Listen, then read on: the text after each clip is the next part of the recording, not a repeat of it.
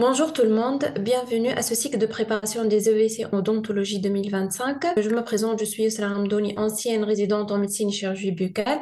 Je suis lauréate des EVC 2024 First Shot. C'est quoi les EVC? Ce sont les épreuves des vérifications des connaissances. Ce sont des examens destinés à évaluer les connaissances et compétences des chirurgiens dentistes diplômés hors de l'Union européenne afin de leur permettre d'exercer en France. Voilà une photo que j'ai prise quand j'étais là pour passer le concours. Comme vous voyez, il y a plusieurs participants. Voilà un petit récap sur les statistiques des EVC en odontologie de l'année 2024. En fait, il y a eu 1800 candidats approximativement. Seulement 900 candidats ont passé le concours et il y a eu 71 lauréats. Donc, à peu près 4% de la totalité des inscrits. Quand vous voyez, donc, les statistiques montrent que les EVC sont exigeants, mais rappelez-vous que chaque lauréat était un jour à votre place. Avec du travail, vous pouvez y arriver. Je vais vous présenter le programme, grosso modo. J'ai partagé le programme en deux volets, une partie fondamentale et une partie clinique. Dans la partie fondamentale, je vais surtout insister sur les biomatériaux en médecine dentaire et aussi sur la pharmacologie. Et pour la partie clinique, nous allons voir ensemble les thèmes de l'odontologie conservatrice et endodontie, la médecine et chirurgie buccale, la parodontologie, l'odontologie prothétique et l'odontologie pédiatrique et l'EDF.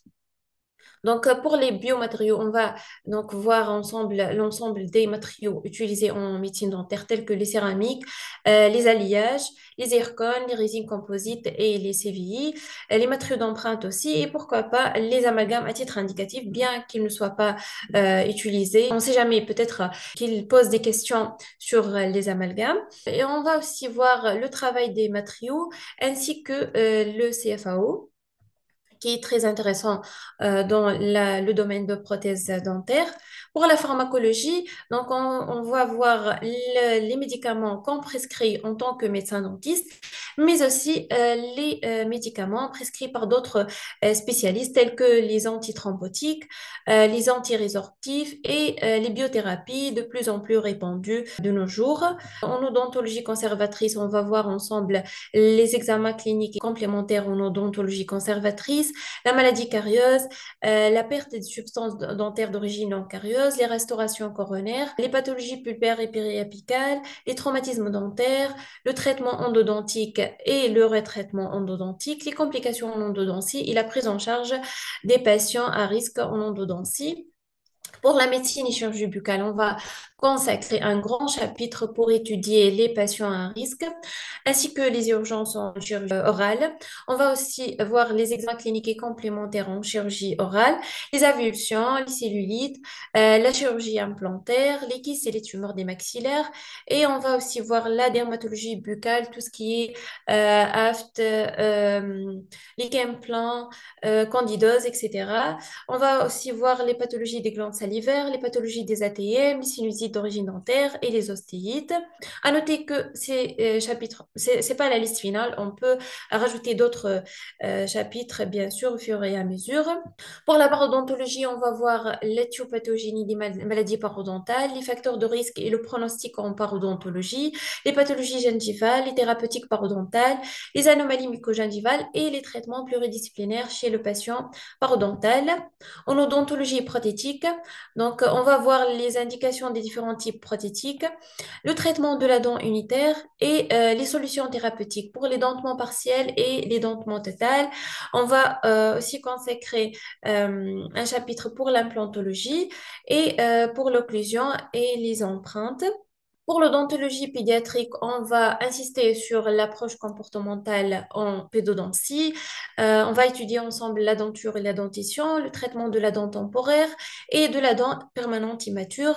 On va aussi voir la traumatologie alvéolo-dentaire. Dans ce chapitre a fait une très grande partie de l'examen clinique des EVC de 2024. On va aussi voir tout ce qui est prothèse et matière d'espace en odontologie pédiatrique et on va étudier aussi les anomalies dentaires. Pour l'orthopédie dentofaciale, bien que dans les EVC, Généralement, il n'y a pas de question d'EDF parce qu'il y a un examen EVC pour les spécialistes en orthopédie dentofaciale, mais quand même, on va faire un petit chapitre, donc entamer les gros titres de l'orthopédie dentofaciale, tels que la croissance crânio-faciale, le bilan orthodontique, les fonctions, dysfonctions et parafonctions, les dysmorphoses de la dimension transversale et verticale, la dysmorphose de la classe 1, 2 et 3, les interceptions et thérapeutiques mécaniques, les extractions en orthodontie, les contentions et les récidives. Cette formation, elle va vous donner une idée sur la gestion du temps et la priorisation des notions essentielles. Elle va vous donner aussi des techniques d'apprentissage actif telles que des fiches synthétiques et des cartes mentales. Donc, je vais essayer de faire vers la fin de chaque chapitre des fiches dans lesquelles donc, il y a un résumé du chapitre.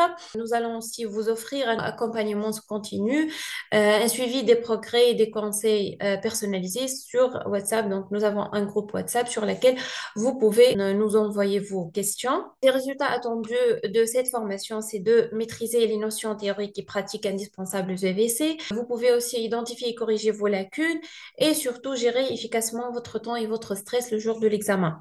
La méthodologie adoptée vous permettra de vous présenter aux épreuves avec confiance et sérénité. Cette formation est le fruit de ma propre expérience et d'un travail approfondi pour vous offrir les meilleures chances de réussite. N'hésitez pas à poser vos questions et à partager vos attentes. Bonne préparation à tous.